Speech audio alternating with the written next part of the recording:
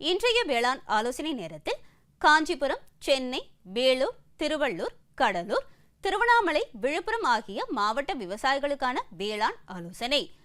தற்பொழுது நிலவி வரும் வானிலையின் காரணமாக நெற்பயிரில் இலை சுருட்டுப்புழு மற்றும் தண்டு துளைப்பான் தாக்க வாய்ப்புள்ளதால் இதை கட்டுப்படுத்த 1 ஏக்கருக்கு கார்போசல்பான் 400 மில்லிலிட்டர் அல்லது கார்டாப் ஹைட்ரோகுளோரைட் 600 கிராம் என்ற அளவில் காலை அல்லது மாலை வேளையில் தெளிக்கவும்.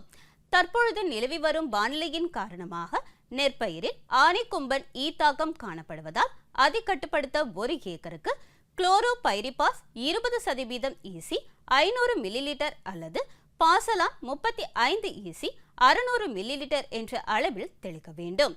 வாழையில் வாடல் நோயை 1 ஏக்கருக்கு கட்டுப்படுத்த பேசிலஸ் சப்டிலஸ் மற்றும் ட்ரைகோடர்மா விரிடி 1 கிலோ இட வேண்டும் அல்லது பேசிலஸ் சப்டிலஸ் 5 மில்லிலிட்டர் ஊற்ற வேண்டும். விவசாயிகள் தென்னையை தாக்கும் சுருள் வெள்ளை ஈயை கட்டுப்படுத்த வேப்ப எண்ணெய் 3% தண்ணீரில் கலந்து தெளித்து கட்டுப்படுத்தலாம்.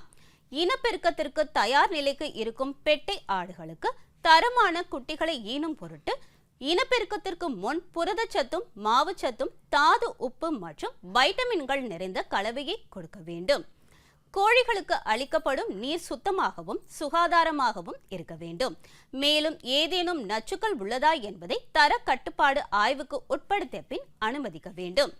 கறவை மாடுகளில் பால் உற்பத்தியை பெருக்க தீவனத்தில் தாது உப்பு கலவை கலந்து கொடுக்க வேண்டும். மேய்ச்சலுக்கு விடப்படும் ஆடுகளில் தாடை வீக்கம் மற்றும் வெளிரிய கண் இருப்பின் தவறாமல் ஒட்டுண்ணியல் மருந்து அளிக்க வேண்டும்.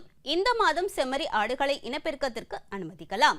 ஆடு மாடு குறிப்பாக ஆடுகளை சூரியன் உதிர்ந்த சற்று பனி காய்ந்த நிலையில் மேய்ச்சலுக்கு விடவும்.